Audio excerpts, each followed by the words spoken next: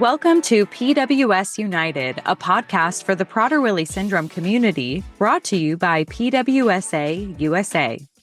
This podcast gives the latest news in research, advocacy, and family support by bringing together staff, volunteers, PWS treatment specialists, biotech and pharmaceutical representatives, caregivers, family members, and individuals with PWS. Our goal is to share education, awareness, and resources with those living with PWS and their supporters. Join us in our mission to enhance the quality of life and empower those affected by Prader-Willi syndrome.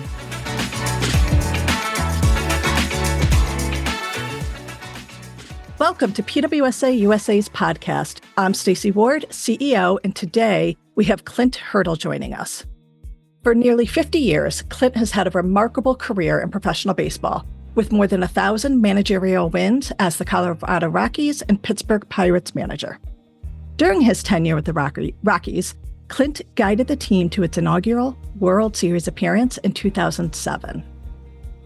During his time with the Pittsburgh Pirates, he played a key role in rekindling the connection between the city and its baseball team, leading the Pirates to 3 consecutive postseason appearances.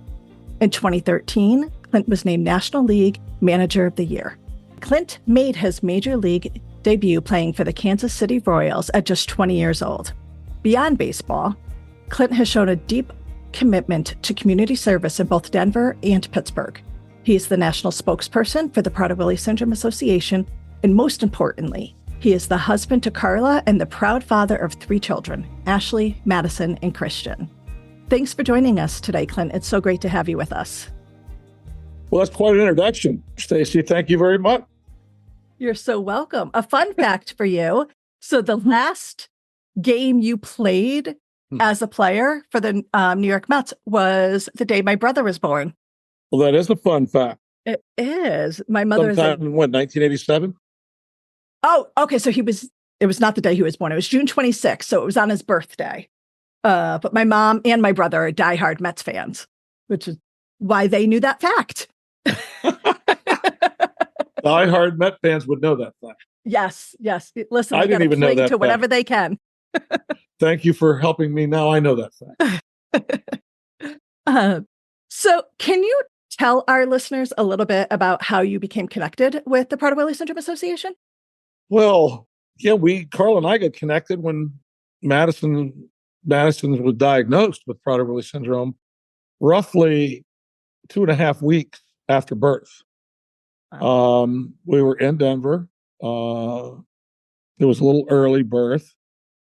We went to Swedish Hospital, had the baby. You know, there's all the joy, there's all the celebration, there's all the hugs, and the calls and pictures. And it was a slow go for Maddie from the beginning. Just, we thought it was more or less commonplace with some jaundice. She was a preemie. She wasn't taking the bottle. She was a little floppy, but no concerns for about a week. And about a week into it, our doctor just said, well, let's try this. This isn't okay, that she's not responding to this. They started taking a battery of tests, and I think the number got to 13, and we finally said, that's enough. All the tests came back negative, which was good. However, our doctor was relentless in her belief that something was amiss. Mm-hmm. Dr. Zarlingo at the Children's Hospital in Denver, Colorado. She goes, there's one more test I'd like to take. And we said, doctor, we need a break. Baby needs a break. Every time you prick the baby, it cries, and it's blood, and mom cries, and dad cries. Yeah. She said, I just got one more, and then we'll take a break. And we go, what do you got? She goes, it's called a fish test. And we're going to fish for a birth defect. That's the worst fishing trip I ever was, asked to go upon. So we don't know what to expect. Maddie gets the fish test, and the doctor calls us the next day to come on in and walks us down. It was almost like another movie. We walk down a hallway into an empty room, and she goes, I've got some rough news. She goes, we took the fish test. We have the results. And she goes, I'm 100% certain your daughter was born with Prader-Willi syndrome. Wow. We So had it was the day after the test was done? I mean, pretty much. I mean, it was yeah, it was a quick read. 20 years ago. That's impressive that it was that That, quickly. that's the news that nobody wants to get. So we were thrust into either first letting our emotions run the way they needed to run, Carla feeling what she needed to feel, me feeling what I needed to feel. I was fortunate on one side because I could plug back into work. I took that night off when we got the news. We both went home. We hugged each other. We cried. I think we got to a spot the next morning. She says, "You know what? You go back to work." I said, "I will, but let's go see Maddie." We both went back. We spent the morning there, and then we just kind of looked at each other and said, "Okay, we'll just take it one day at a time. We'll try and figure it out." And then I went public with it. The Denver paper wrote an article which got some notoriety. Obviously, when the manager of the local ball club, Prader-Willi syndrome, nobody had heard of it, other than a few specialists at the Children's Hospital. And from that point on, then we had some people locally reach out to us that we didn't know that had children with Prader-Willi syndrome. The Hostler family was our first connect locally, Lynette and Gary, their daughter. And then, we reached Jana Lee Heineman reached out to us, who was the acting COO, I believe, at the time. And then the hospital specialist, the endocrinologist, started coming down, and we were told a lot of information. We were like drinking from a fire hose. But we slowed it down. We listened to Jana Lee. We just stayed off the internet. We knew what sites to go to. We talked to real people that had real children that were from babies to 2 to 3 to 6 to 7 years old. So important. Yeah. And the community embraced us. The community hugged us. There were so many people, the Porters in Denver. There's so many people were still, the Greenbergs in Denver. So many people were still close to in Denver, Colorado, because of the fraternity/sorority that we joined. And that's Club really you never wanted to be a part of. No, it has been. Yeah. And now we look back 22 years later, I couldn't think of Maddie being in any other way than Maddie is. She's pretty incredible. She has been incredible. She's accomplished a lot. She's been very resilient. She's battled a lot. I mean, on top of Prader-Willi syndrome, we went through an 18-month period of grand mal seizures. She was also diagnosed with Kawasaki syndrome, which is another crazy syndrome, normally found in Asian boys, ages like 7 to 12. Yeah, that sure complicates things. We were going into Children's Hospital so much, it was kind of like when Norm walked in the bar at Cheers. I mean, you couldn't have been in better hands. Colorado Children's Hospital is one of the best. It is one of the best. The people were so loving, and each doctor in each area. It wasn't just our endocrinologist. Then we had to deal with a seizure doctor who was fantastic. Then we dealt with another doctor for the Kawasaki syndrome. And basically, they had to take all her blood out, spin it, and put it back in over a period of time. So poor Maddie. Wow. I mean, she's tough, and of course that wears out the parent. It wore down Carla. It wore me down. But again, I had a chance to go somewhere else and focus on something else I felt fortunate about, but it took its toll on me eventually, like it took its toll early on Carla. Carla did a lot more grieving and crying early. And I can remember a period down the road, it had to be like 6 or 7 weeks after Maddie was born. I was going on a 4-day trip to Houston. We were just flying to Houston, coming back. And I got to the hotel that night, 9 o'clock, got in my room, unpacked my bag, and I started crying. I didn't stop till about 11 o'clock that night. Oh, wow. And I got up in the morning, and now I got to get my face together because I go to the park, and I tell the people I got allergies. And I go to the game, I manage a game, I come back home to the hotel, I cry again. I cried 3 straight nights and don't know why, but I just got to the point where I just kept telling God, take it. We're good. We're going to be good. We're not fighting it. We're not mad. We've gotten through that. We were mad. We shook our fist. We yelled, we screamed, we stomped our feet, and it's not changing. A birth defect is a birth defect. There's been no cure in the history of the world. Correct. So that's not to say there might not be one moving forward.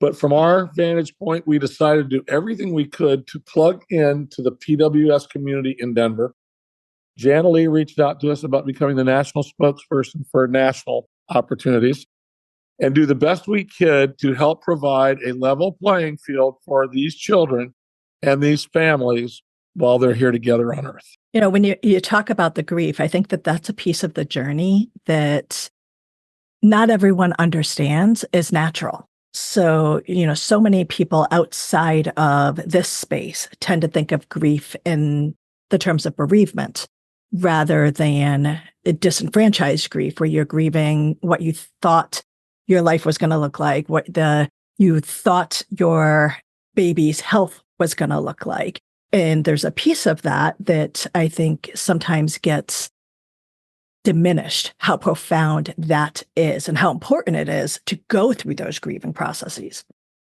So thank you for sharing that. And it's real. Every child's different. We know a bunch of children that are now 22 years old that grew up together from the conferences and from staying in touch, whether it's the Lindsays in Jackson, Mississippi, the Greenbergs in Colorado, the Porters in Colorado, so many others. But to this day, the hard part, Maddie never got asked on a date. Maddie never went to prom. There was a lot of things that you envision as a father, doing that I got great advice early on that said, it's not your story. This isn't about you. This is about Maddie. And if you will pour into Maddie and be the father that she needs you to be, just like you are to your other children, they have special needs as well. He wasn't trying to be funny. He said they're going to have special needs as well. Listen to her. She's going to tell you what she needs. She's going to tell you what she likes. She's going to tell you when she's hurt. She's going to tell you when she's sad. And just walk with her. And Carl and I have been walking with her 22 years. And for all those things that I said, she hadn't had, there's been so many things she has had. We took a trip today to the Humane Society that she's volunteering at. Every dog comes up, licks her in the mouth. Every dog knows her personally. The girl that she worked with remembered Maddie right away. She's on the island now, working 3 days a week at a dog supply store with another angel that God has gifted us with, Maddie's boss, Jana Lee Gallagher. You probably met Jana Lee at a couple of the hot stoves ago. I think I have. That name is very familiar. We have so many people that are in our life because Maddie has Prader-Willi syndrome that have turned out to be lifetime friends, and they haven't been leveraging Maddie's daddy being the manager of a ball club. They do what they love to do, and that's to help children, and that's to provide support and encouragement. Maddie's caregiver now, Alex Ritz. It's another just fantastic story. We met Alex when she was working in the family room in Pittsburgh in 2011. Well, Alex Ritz has lived with us now for the past, 14 years. She's as much part of our family as Christian is, or Maddie is, or I am. And she think of her as another one of your children. Well, and she is the same age as Ashley. Yeah. She's 38 years old. She went from working in the family room to babysitting one of our players. And jokingly, the story goes, we traded that player so I could get her as a babysitter for Maddie. But she came on board with us babysitting, and then it moved into a nanny role. And now it's a caregiver role. She wants to be Maddie's caregiver. And, the love and support we've received from both our families, is instrumental as well. There was a period where both our grandparents, thought she was going to grow out of it. The grandparents, she'll be okay. She'll grow. Wishful thinking. Yes. And you get a lot of that. And that's okay. And over time, though, we've explained to them, and they've been able to see that no, there's been many spots where Maddie's topped out at 12. She's going to be 12 in a lot of areas forever. And then there's that girl that's inside of her right now that's 22 and wants to walk and wants to strut and carry her purse and wear pretty clothes and do things. We've gotten through the fact that, it's not about us. It's Maddie's journey. We're along for the ride. And we need to do just what we're doing for Maddie, for Christian, and for Ashley. And that's to provide support, love, and hopefully they can have a little lighter road to carry or travel than we did. Maddie has just this magnetic personality that it's hard not to gravitate toward her.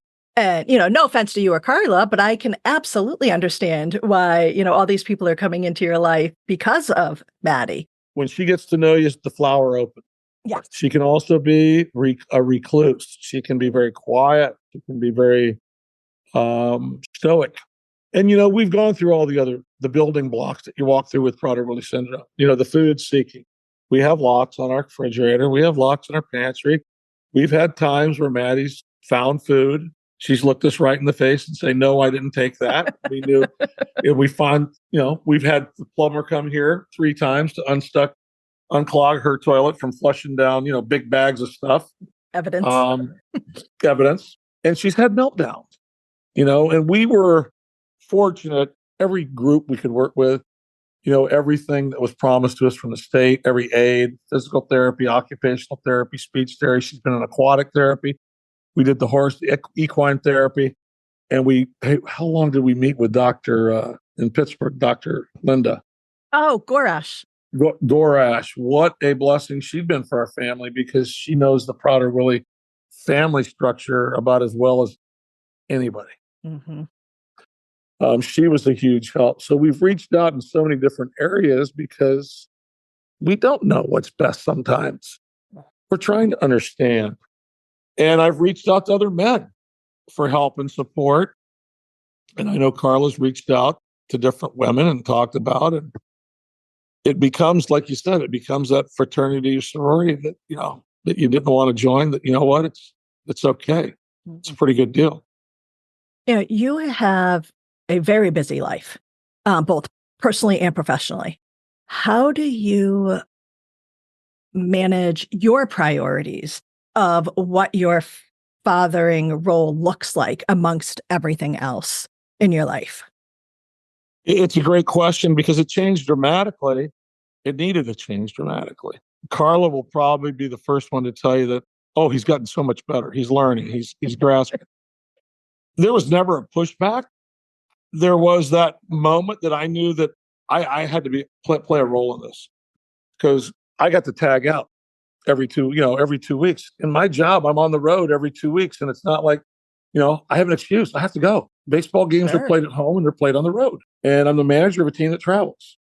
So it makes it easy for me just to get caught up. I got to go. I get to tag out. Carl's never tagged out. Mm. And there's so many responsibilities that you can help with that make the load lighter, to make it somewhat more manageable. I developed different priorities when I was home. I would get up with Maddie first thing in the morning, no matter how late I got home. I'd give Carla, try to give her that extra hour in bed. I would make the breakfast. I would get the clothes ready. I would get her ready for school, whatever it took. And Carla would come down and help see her off. I could never pick her up because I was already at the park. But then there was days in the morning and the weekends, we'd have a Daddy Maddie Saturday all the time, where I would take her somewhere. We'd go have a light breakfast or something at a Starbucks or a restaurant place. And obviously the structured diet thing can drive anybody crazy until it just becomes a thing that you do. Mm-hmm. And we did it again today. I took her out for lunch at Chick-fil-A, and you know what? You can find grilled chicken. You can find apple slices. You have to work at it, though, and you have to be aware.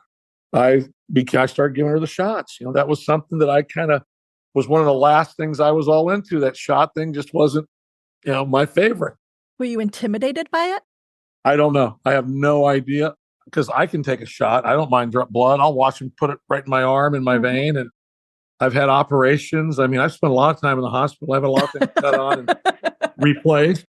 It was just a weird, I don't know, but it didn't last very long because Carla said, no, you're going to do this. And to this day, when I'm home, if it's not Alex, most of the time I try and give her the shot when I'm home. Any day that I'm home, any night that I'm home. She's going to travel with me over to see my mom and dad this weekend. Carla and Christian are setting him up in college. So we'll have a weekend together and visit some time with my mom and dad and my sisters. But I'll be in charge, top of things, and putting the pills together. The prescriptions. I mean, Maddie's probably got close to 10 prescriptions. Mm-hmm. Mm-hmm. Sure. Just because. And it's taken us quite a while as the doctors have tried to balance things out. Garage was a big part of this, on how much of each one to take to find her in a good place where they're not mood altering. They don't make her lethargic. They don't hype her up. And right now we've been in a good place for a number of years. And, every year you might adjust something, but we stay on it. We get her to the doctors for the checkups. We get her, we check her for the scoliosis, the acid reflux. We check her for all these different things. We've been up to Children's now. We're 3 hours from Dr. Miller, and we see her twice a year. That's great. And that's been great. I mean, she's such a great help. And the doctor that she works with, the nutritionist. Oh, Mike, he's fantastic, isn't he? Oh, he's so good. And Maddie, obviously, she got a crush on him. Maddie's, she's chatting upstairs doing her puzzle right now. When I said the word Mike, she's got porpoise ears too, our daughter. It's amazing. It's very interesting how much they can hear when sometimes they can't hear things like, you need to go make your bed, but they hear everything Right. Put else. your phone away. Right. Put your phone away. Time to go to bed. Yeah, she's pretty. So it's my responsibility. And that's one of the things that I think, as you're well aware, at every conference, I try and engage in a group session where we get the dads together. Yes. And, there's a lot of dads that don't do well. And there's a lot of dads that do check out. And there's a lot of dads that don't check out but don't help out. Yep. And my encouragement to them is that nobody signed up for this. And truthfully, the way it works best is to do as much as you can to help. Yeah. And it makes it easier on your wife. You love your wife. I still have to take myself to that place. My grieving was different from her grieving because I can't comprehend what it's like to carry a child and then give birth to a child that, what does everybody say when women are pregnant? What does everybody say? What are you having? What's your response? I don't care, as long as it's healthy. All right, so all of us are in that boat. Well, no, it wasn't healthy. What do you do? Right. Well, you know what? It's kind of like the first time you get hit in the mouth on the playground. You taste your own blood. You got to figure out how to get back on the playground. You can't go tell your dad, nobody else is going to fix this for you. You got to get back in it. You lock arms with your wife. You hug your wife. You show up the best you can. We set up times when Carla can just check out now because we're fortunate. We're more blessed than a lot of people are, the things we can do. But we can give Carla a little space here and then. She doesn't feel bad at all to take Christian back to school and be gone for 5 days because we can do it. Yes. But for those that are every day showing up and there's not a road trip in sight and there's no 2-week family vacation anywhere, I mean, those are the heroes. Those moms and dads are the heroes that are showing up for the kids because they're their kids. And we all want inherently to provide the best life we can for our children. And in many ways, what we're hoping for Maddie is the same thing we're hoping for Ashley and for Christian. That they're healthy and happy. And we've kind of limited it to that. And it's what's funny now. People ask how Maddie is, and I'll tell them she's healthy and happy. And it doesn't even ring, oh no, she's born with a birth defect. But she's healthy and happy. And that's all anybody wants for their children. And what I think is so profound about that is not only is that what you want, that's what she wants. And her idea of what's awesome is to be so completely different than my idea of what would be awesome for her. Oh, absolutely. And we've let go of all that. Maddie tells us what she likes. She'll tell us where she wants to go. If we go on vacation, what does she want to do? What movies does she want to see? What books does she want to read? Whether it's movies or books, nobody watches more Hallmark movies than Carla and Christian started it with Maddie. They tapped out a long time ago. They'll watch on occasion. I'm the glutton for punishment now. Maddie and I watch Hallmark movies. We're going to be running into that Hallmark Christmas season soon. It never really ends at our house because there's always a Hallmark season. And, the rom-com thing she loves. We have fun with it.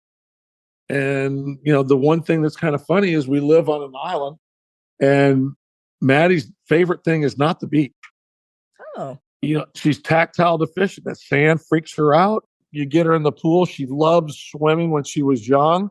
She lost that love for a little bit. Now she's kind of reacquired it with the Special Olympics. But, I talked to her today about getting back on a horse. We have horses down here that they take into the ocean, they take into the beach, about something to do, just different things for her to keep her interest peaked, to keep providing new experiences that she can decide if she'd like to continue with. She likes going to church. She might have a crush on the pastor, but that's not a bad thing. We find motivation wherever we can. Yes, we do. And she finds plenty of it. And she'll tell you this, she's got the first job for the family. She cleans up the dog poop about once a week out back, get a big plastic bag, and she gets her little Glad bag. He puts it on her hand. And she does this like it's nobody's business. And she's the best I've ever seen. Listen, when we think about caregivers, I have found that most people with PWS tend to be amazing caregivers. And part of that caregiving and taking care of our pets is exactly that. That's what you do. She's got 2 Jack Russells here, and then Alex ended up acquiring a Chiweenie. Oh, geez. Yes. Well, it's hard not to look at Tito and not laugh.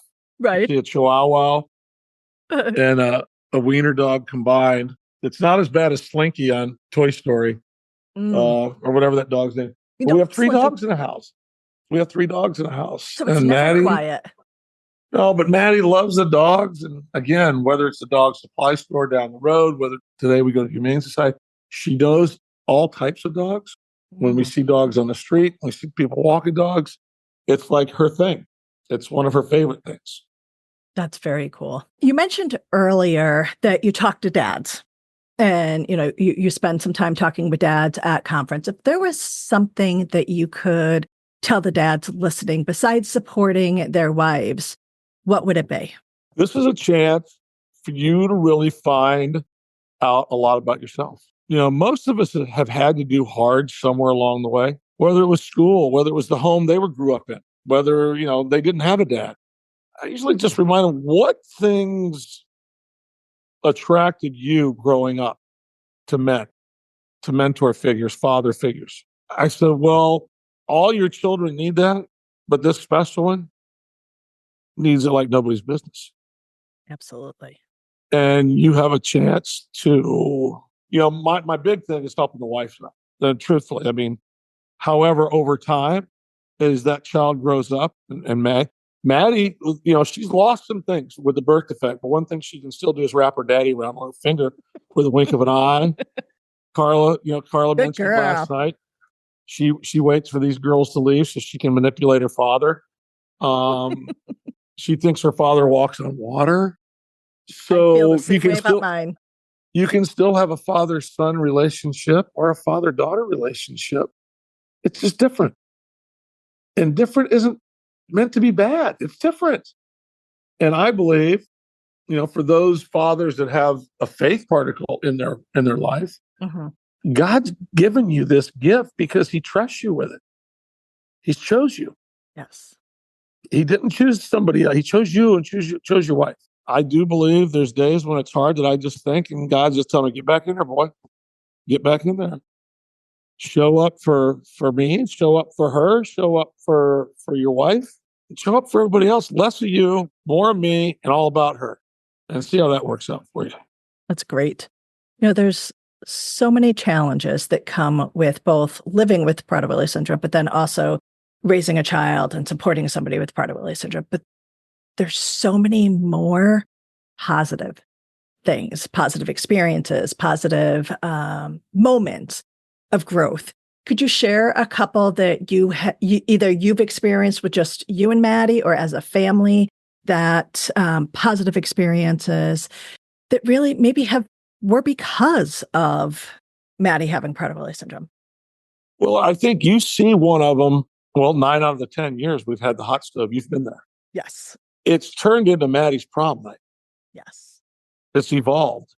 It's all about that. And yes, we raise money for Prader-Willi syndrome.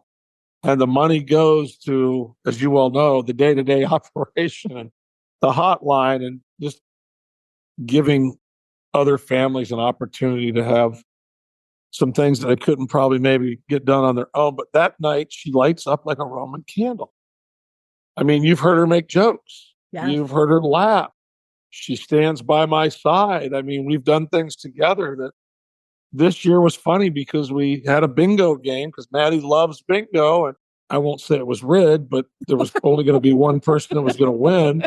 And some adults actually picked up on it later on in the game and were starting to talk from the back crowd. And I just said, anybody wants to talk about the bingo game can meet me out back in the parking lot afterwards. There you go. But when her numbers filled up and it was time for bingo, she screamed bingo. I looked at Carla. Carla looked, she had never won bingo in the 2 years we play at the club here on the island. I think she had won a week before at the center, but it was a different thing. She won in front of 200 of her closest friends, people that, so many of these people we see every year. Right. But to see her light up like that, see her light up every night like that, she puts on the beautiful Lily Pulitzer dress. She wears the lace. She makes jokes. People give her hugs. So those nights, that night once a year, it tugs on your heart.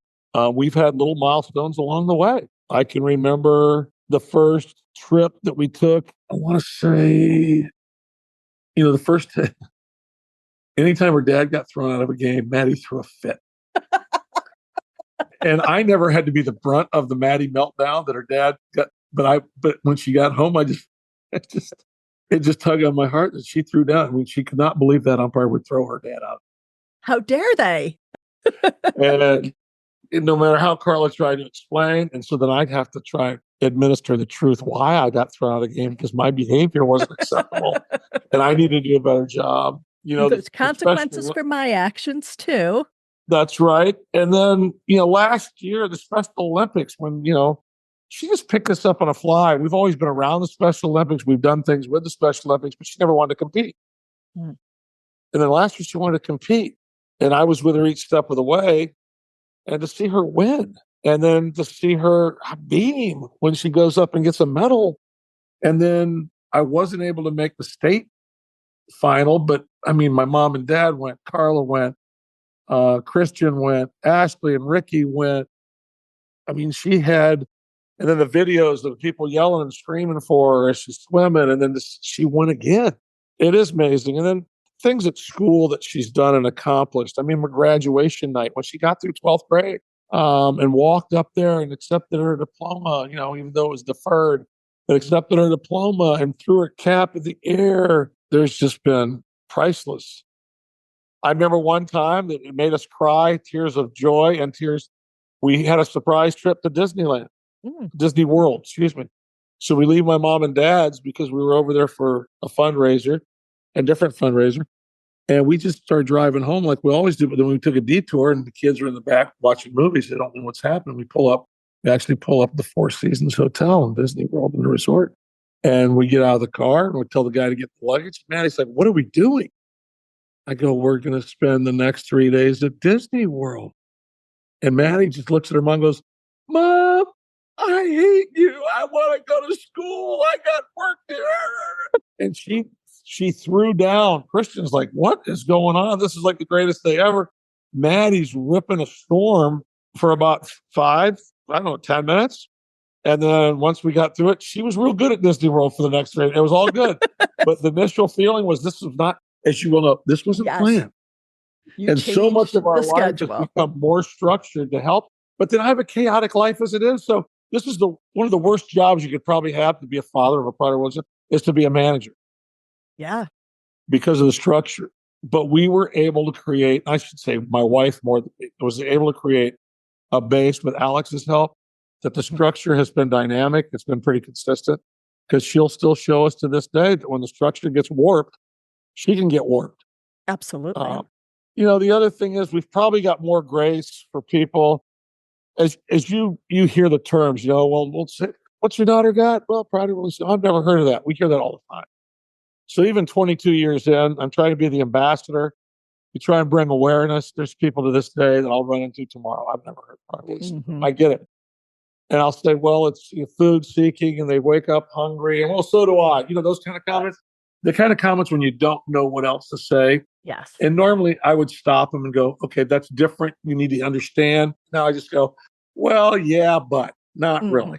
And it's a different deal, but I get it. And, thanks for trying to understand. Or I know how you feel. Well, do you have a child with Prader-Willi syndrome? Well, no, I don't. Then you don't know how I feel. You can relate to how I feel. You may have empathy. You may have a child that's got some challenges, but that's the part that we all have tried to just walk into better. But us that are in this community, We know what each other, we know what we feel. Absolutely. And one of the consoling things for me is when I go to the conferences or I spend time with other people, there is that common bond. And I feel safe. I feel secure. We're talking about a really hard issue, but we all got kids involved in it. It makes it easier. And I tell people all the time, the only other place that I felt that is when I go to my AA meeting. I'm a recovering alcoholic, 25 years sober, but I can remember never wanting to go to AA. I'd walk around the building 3 or 4 times before I would go in because I wanted anybody to see me or know. Once I got in, it's a place of comfort. So everything we do within Prader-Willi syndrome right now, if you will get engaged, if you will take that first step, it gets easier every day after that. And then it becomes a thing where, a lot of times something will come up. I just hit PWSA on my phone and I've got about 150 names that come up that I can look for, different hot topics or something. It's amazing. So, I think about conference, and as a outsider to this community, it's my favorite time of year. I love the conference because, one, I get the opportunity to spend time with people with PWS. And, until you spend time with people with PWS and you get out of the textbooks and the stuff that's online and everything that you read about, you don't realize just how special they are. There's nothing like kids and adults with PWS. But this community, I've worked in a lot of different special needs communities over my career. There's nothing like the PWS community. And I think you're right. If you get engaged, you're going to find a support system in some way that you don't have to do this alone. No, you don't, because and we all know, if you're going to lift it by yourself, it's really heavy. Yes. If you get somebody to help you lift it, it's not as heavy. If you have 10 people helping you lift it, it becomes a lot lighter. And it's a lot of common sense, but we don't want to, there's so much fear everywhere because of the unknown. Of course. And you don't need to know everything about Prader-Willi. You don't have to be a doctor. I've got some parents that know as much as the doctors do. There's parents that know way more than I do. Mm-hmm. I know what I need to know. Yes. And my wife has taken upon the sentence. She knows what she needs to know. And then we rely on other people for help. There's not much that we don't know about, but I don't need to spend time in the book, hours in the book. I know what works for Maddie. We know what doesn't work for Maddie. We know what to watch out for Maddie and how to engage and how to hopefully calm her down. And you know what? She also has responsibilities now because she's old enough to understand some responsibilities that she can be a functioning, some member of the family. And, the other thing is you find out how much, it was fun to watch her see how much they missed her brother were. Mm. And, when you lose people, Carla's mom and dad went to heaven 2 years ago. And to walk through that and watch her walk through that and go back to the cemetery and still visit them both. And, real life. Yes. The speed of life and how she matches up with that and how she's working through that. It's but so the support, important to remember that she's still. There are real people in there. Yes. That she wants to be 22 and she wants to do new things. And, we've always just tried to provide her with an opportunity, and she'll let us know whether she can do it or whether she can't, whether she likes it, whether she doesn't. And I think it still comes back to the fact that, we were chosen and we have been asked to represent this child in a very different way than we do the other 2 children, although we're still representing. Mm-hmm. Yeah. It has been, from my perspective, a pleasure watching Maddie grow over the last 10 years. Because I don't get to see her every day, it is just amazing the growth that she has made. And, some of that is attributed to you and Carla, but so much of that is about her and who she is. And it's just been very cool to watch. It has been. And like you say, when you're inside the vacuum, you don't see the drastic changes, but people that only see her at the hot stove once a year, and then I'll look at photos from 5 years ago.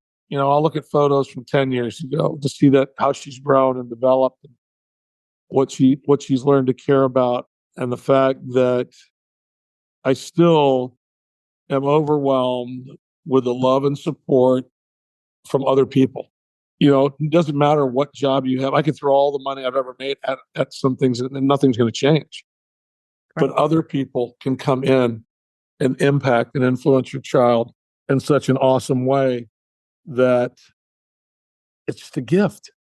God continues to provide us gifts in other people. And the times they come into Maddie's life, the time they come in our life, whether they stay, whether they got to go, whatever they provide, you don't see it coming. You're thankful that it's happened. And there's more in front of us. I still believe the best is yet to come. Well, Clint, thank you so much for joining us today. And to all of our listeners out there, thank you.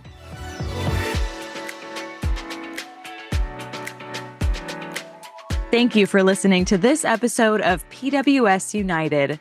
If you want to learn more about Prader-Willi syndrome and how PWSA USA is making strides in advocacy, family support, and research, visit www.pwsausa.org.